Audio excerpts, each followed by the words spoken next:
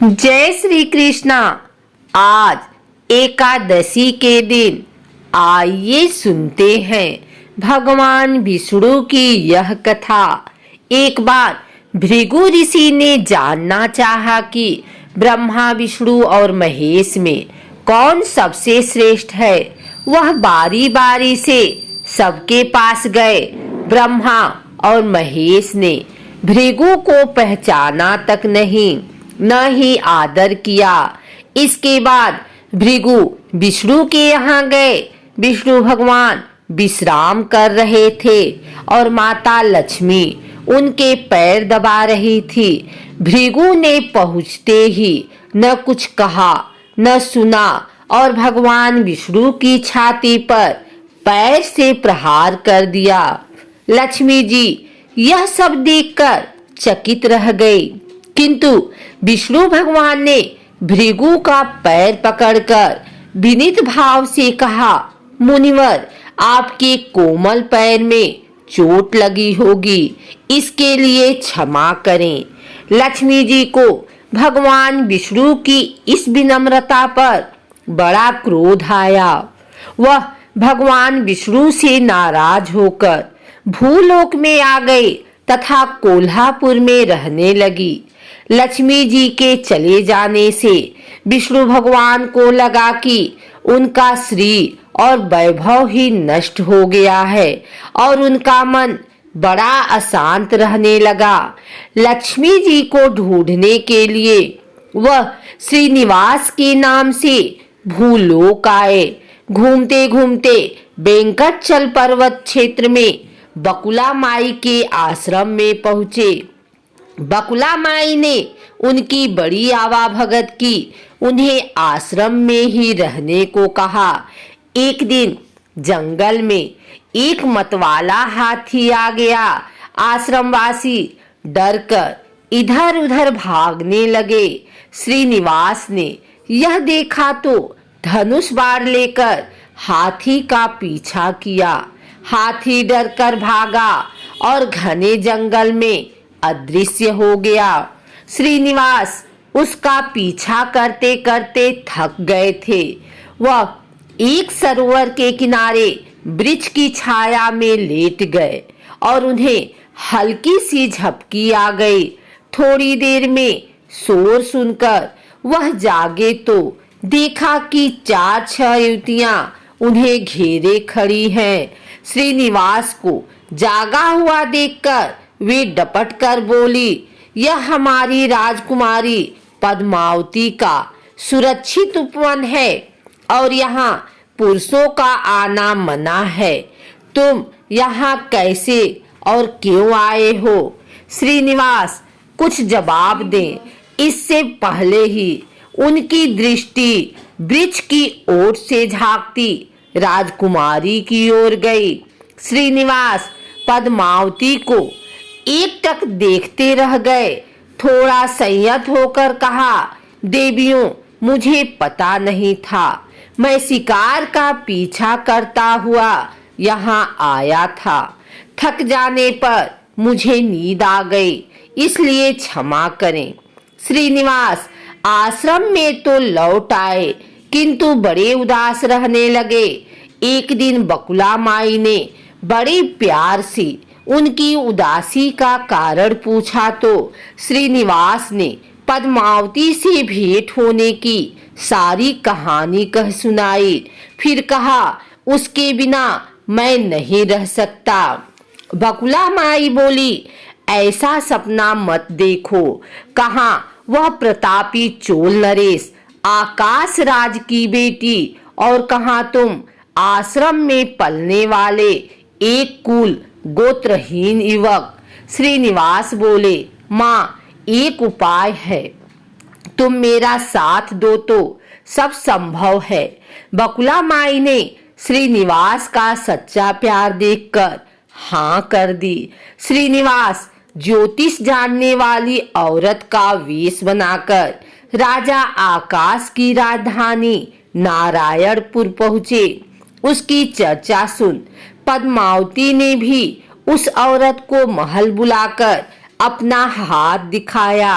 राजकुमारी के हस्तरेखा देखकर वह बोली, राजकुमारी, कुछ दिन पहले तुम्हारी भेंट तुम्हारे सुरक्षित उद्यान में किसी युवक से हुई थी।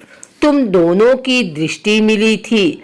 उसी युवक से तुम्हारी शादी का योग बनता है। पद्मावती की माँ धरड़ा देवी ने पूछा, यह कैसे हो सकता है? ज्योतिषी औरत बोली, ऐसा ही योग है। ग्रह कहते हैं कोई औरत अपने बेटे के लिए आपकी बेटी मांगने स्वयं आएगी। 2 दिन बाद सचमुच ही बकुला माई एक तपस्विनी के वेश में राजमहल आई। उसने अपने युवा बेटे के साथ पद्मावती के विवाह की चर्चा की। राजा आकाश ने बकुला माई को पहचान लिया। उन्होंने पूछा, वह युवक कौन है? बकुला माई बोली, उसका नाम श्रीनिवास है। वह चंद्रवंश में पैदा हुआ है। मेरे आश्रम में रह रहा है। मुझे माँ की तरह मानता है।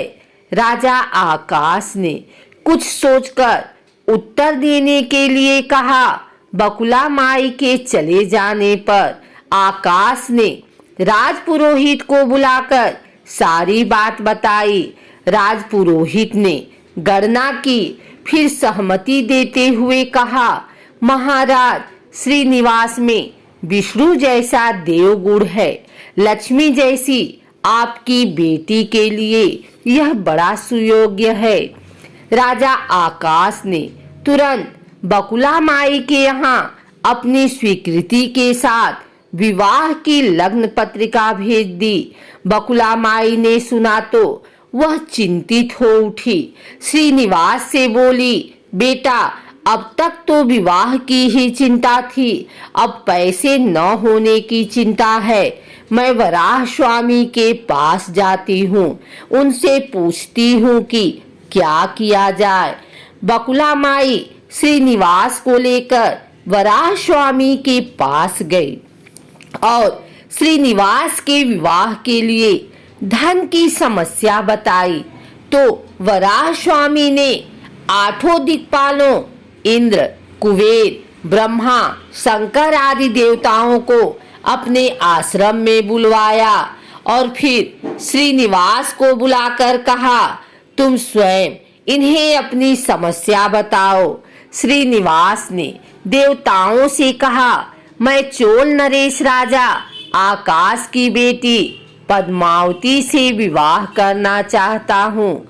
मेरी हैसियत राजा के अनुरूप नहीं है। मेरे पास धन नहीं है। मैं क्या करूं?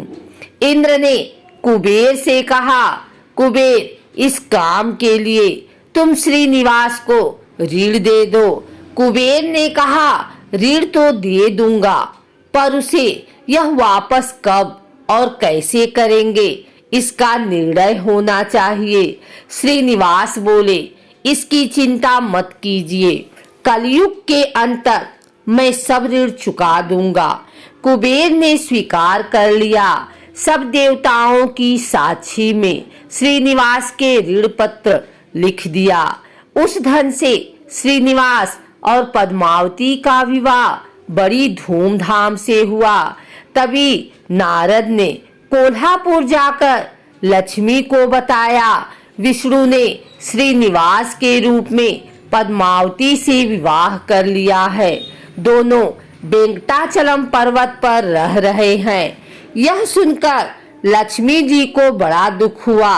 वह सीधे वेंकटाचलम पहुंची।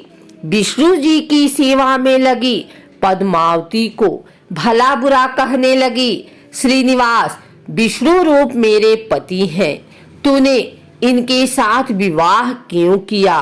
दोनों ने वाक युद्ध होने लगा तो श्रीनिवास को बड़ा दुख हुआ। वे पीछे हटे और पत्थर की मूर्ति के रूप में बदल गए। जब दोनों देवियों ने यह देखा तो उन्हें बड़ा दुख हुआ कि श्रीनिवास तो अब किसी के न रहे। इतने में शिला विग्रह से आवाज आई, देवियों, मैं इस स्थान पर वेंकटेश्वर स्वामी के नाम से अपने भक्तों का अभिष्ट पूरा करता रहूंगा। उनसे प्राप्त चढ़ावे के धन द्वारा कुबेर के कर्ज का ब्याज चुकाता रहूंगा। इसलिए तुम दोनों मेरे लिए आपस में झगड़ा मत करो। यह वाणी सुनते ही लक्ष्मी जी और पद्मावती दोनों ने सिर झुका लिया। लक्ष्मी कोल्हापुर आकर महालक्ष्मी के रूप में प्रतिष्ठित हो गई और पद्मावती तिरुनाचुर में शिला विग्रह हो गई। आज भी तिरुपति क्षेत्र में तिरुमला पहाड़ी पर भगवान वेंकटेश्वर स्वामी के दर्शन हेतु भक्तगणों से इसी भाव से शुल्क लिया जाता है। उनकी पूजा पुष्प मिष्टान आदि से न होकर धन द्रव्य से होती है। इसी धन से भगवान श्री कृष्ण वेंकटेश्वर स्वामी कुबेर का कर्ज चुका रहे हैं।